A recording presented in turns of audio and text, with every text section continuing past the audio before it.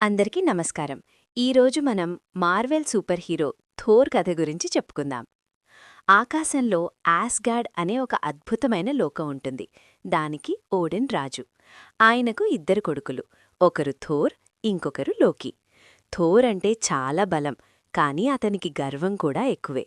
ఒకరోజు తండ్రి మాట వినకుండా థోర్ తన శత్రువులైన మంచు రాక్షసులతో యుద్ధానికి వెళ్తాడు.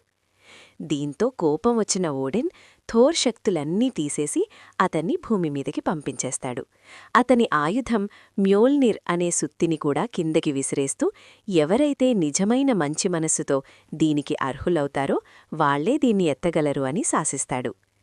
భూమిమీద పడ్డ థోర్కి ఏమీ అర్థం కాదు. అక్కడ అతనికి జేన్ అనే ఒక సైంటిస్ట్ పరిచయమవుతుంది. ఆమె సాయంతో థోర్ మన మనుషుల మధ్య ఉంటూ గర్వాన్ని వదిలేసి ప్రేమగా ఉండటం నేర్చుకుంటాడు. ఇదే సమయంలో ఆస్గార్డ్లో లోకీ కుట్రలు చేసి సింహాసనాన్ని దక్కించుకుంటాడు.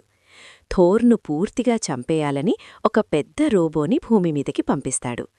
తన స్నేహితులను కాపాడుకోవడానికి థోర్ తన ప్రాణాలను పణంగా పెడతాడు. అతనిలో వచ్చిన ఆ మార్పు చూసి ఆ సుత్తి తిరిగి థోర్ చేతికి వస్తుంది. మళ్లీ తన శక్తులను పొందిన థోర్ ఆ రోబోని ఓడించి ఆస్గార్డ్కి తిరిగి వెళ్తాడు. అక్కడ లోకీని అడ్డుకుని తన లోకాన్ని కాపాడుకుంటాడు. ఇలా ఒక గర్వవంతుడైన యువరాజు బాధ్యతగల ఒక గొప్ప హీరోగా ఎలా మారాడో చెప్పేదే ఈ థోర్ కథ. ఈ వీడియో నచ్చితే లైక్ చేయండి, షేర్ చేయండి, కామెంట్ చేయండి అండ్ మన ఛానల్కి సబ్స్క్రైబ్ చేయడం మాత్రం మర్చిపోకండి.